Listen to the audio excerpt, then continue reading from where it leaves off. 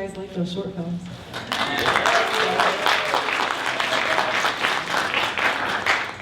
We decided to leave you with the creepiest shit one last, and kind of front load the funny. Did you remember the cat? By the way, Tierney Dreck from Did You Remember the Cat? Director. Awesome. And John Henry Whitaker from That's right. Slush.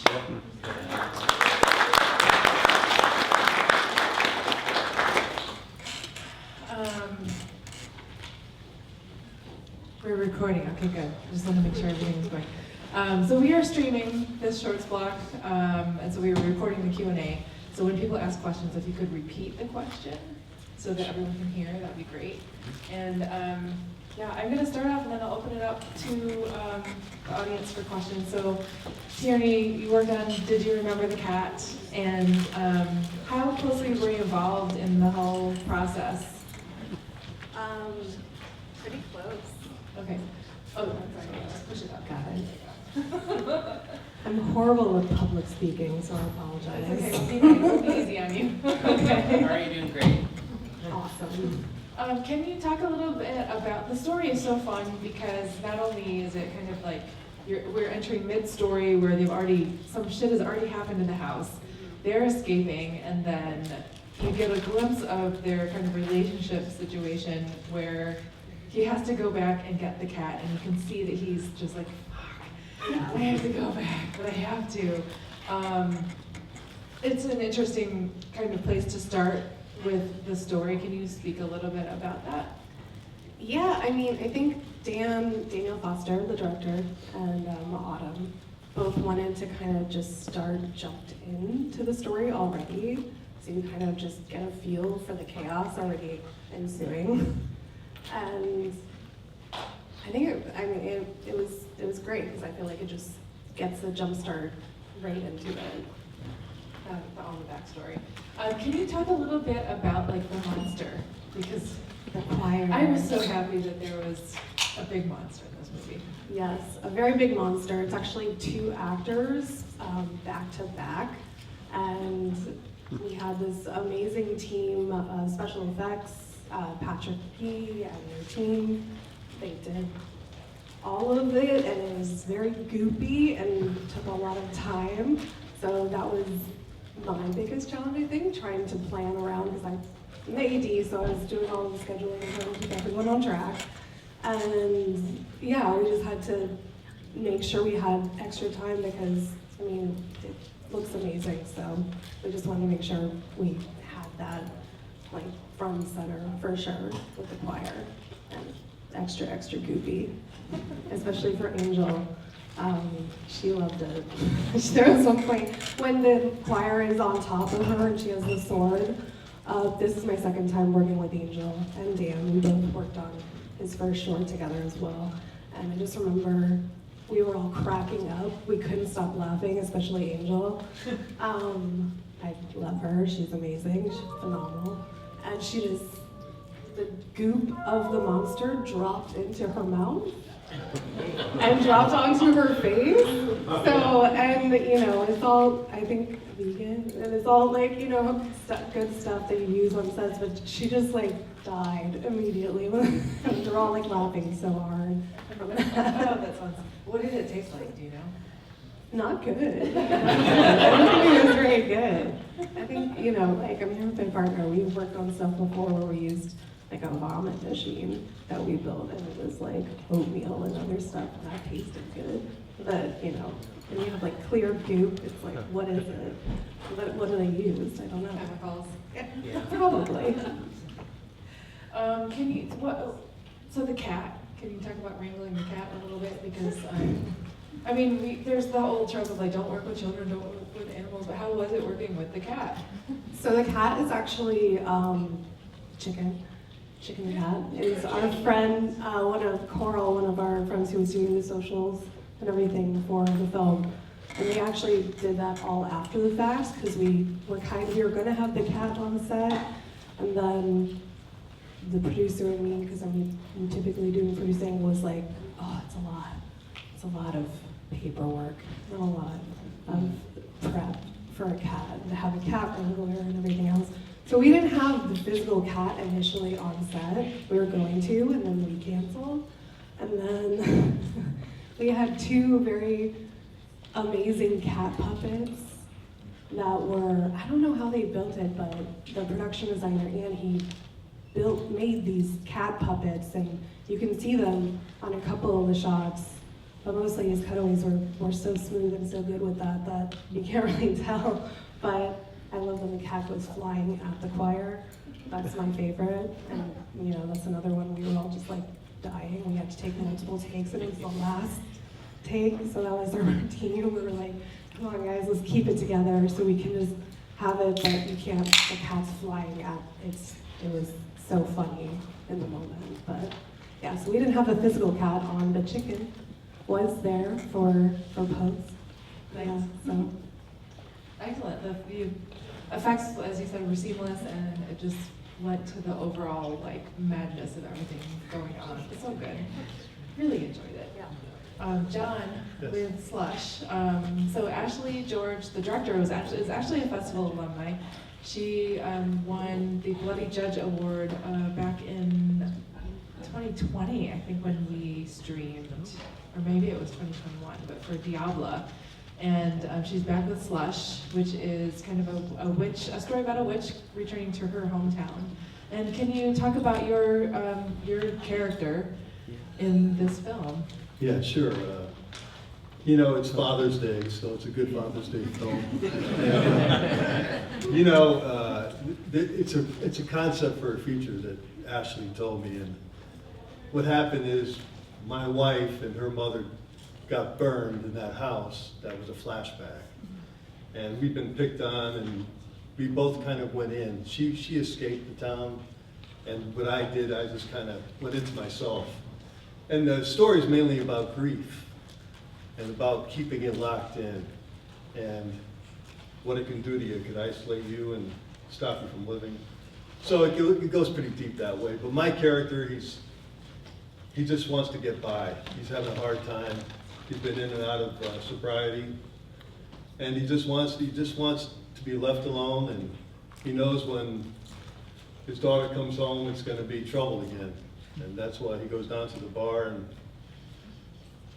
I don't think he knew what he was doing when he did the knife thing on the tire, but because he's old, he's not going to outrun these kids. So yeah, that's basically what Kyle was about.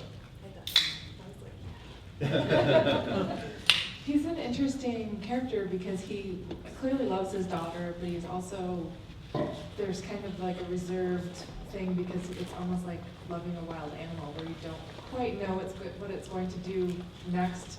Yeah, like I said, he just wants peace. And even though he's getting egged and all this stuff, other stuff, he knows it's going to escalate when she comes home.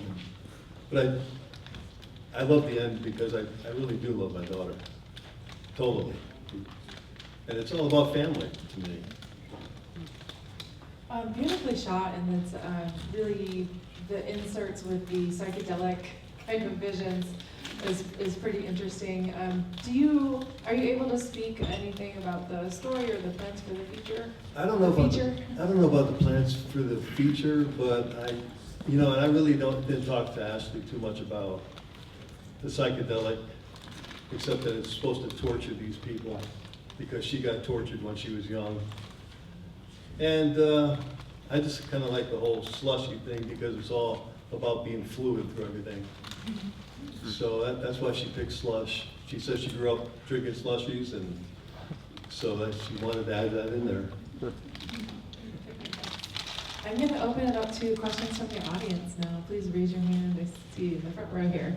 So for the choir specifically, that scene where it goes from the cat and it goes up, was that done with visual effects, or was that practical with kind of reflective tape and then kind of into that? I was just curious about that scene. Okay, so that was for when you see the cat eyes and then it raises up for the choir. Yeah. That was all real. That was all very real. Yeah, we did that in a couple shots. That was It was fun, the rush towards the camera.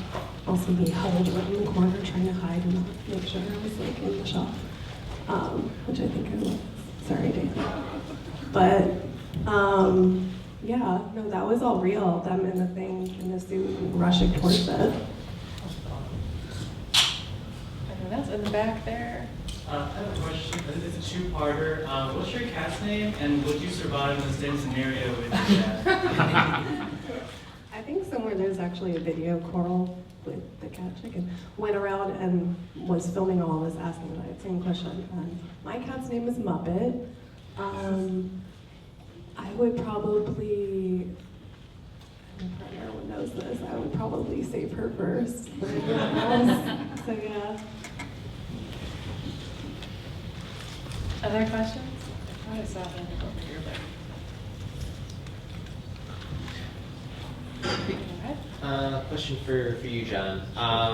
Like in that, like, I mean, your scenes are kind of the foil, like the solid base, and like all the scenes with your co-star, like that's where all the weird shit is happening. That's where all like the big scenes are happening. But there's a lot of scenes of you just like perceiving something, like.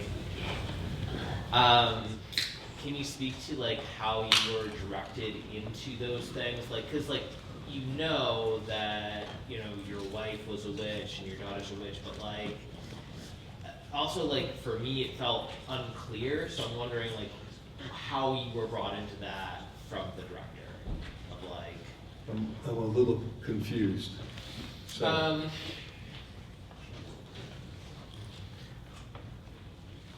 How much witchy shit did your character know about? Yeah. Simplify it. Yes, I did it. Not much. Okay. No. I just know they're into the arts. And when I saw her doing that in the bedroom, in the film, you know, I knew what was going on. I just didn't know the extent. Okay. So, yeah, All right, cool. sure. I have a question for you, John. So we've seen Emily Bennett in a number of films that we've shown at this festival, and she is a fantastic actress. Can you talk a little bit about what it was like to work with her? Working with Emily was great. Yeah, she's always right there with you. You know, I didn't have to work too much. I just took it off of her. You know, it was just great working with her. And we did a lot of improv at the table, so that was nice to do. Yeah. Are you mainly a horror movie actor, or is this kind of a departure from your usual roles? Yeah, I've done a couple of horror films, but mainly no. But I do live here in Portland, which is nice. Is there other films that we might recognize you from? Maybe. If you go on Netflix, yeah, there's some films on there. Yeah. I'm giving you a chance to promote yourself. Oh, okay. Well, yeah. Just give me a chance. Gotta be direct with me, I guess. No, it's like, there's a film I did called The Waterman with David Oyelowo and Maria Bello. It was shot here. That's on Netflix. Did a film with David Carradine called Macon County Jail, and Ray Liotta, a movie called Phoenix. So those are all around. Yeah. Excellent. Yeah. Terry, sorry, that was an awkward transition, guys. I'm gonna wrap up the Q&A, but like you guys will be around. Are you gonna hang out with us for the afternoon? I think I have to get going, but yeah, sorry. Okay, no problem. I like to end the Q&A with you guys telling us where we can find you online. It doesn't have to be your social media. If you have like a project website or somewhere people can kind of follow along with what you're doing. You can just find me on Instagram as Tierney.drop, but otherwise I stay hidden.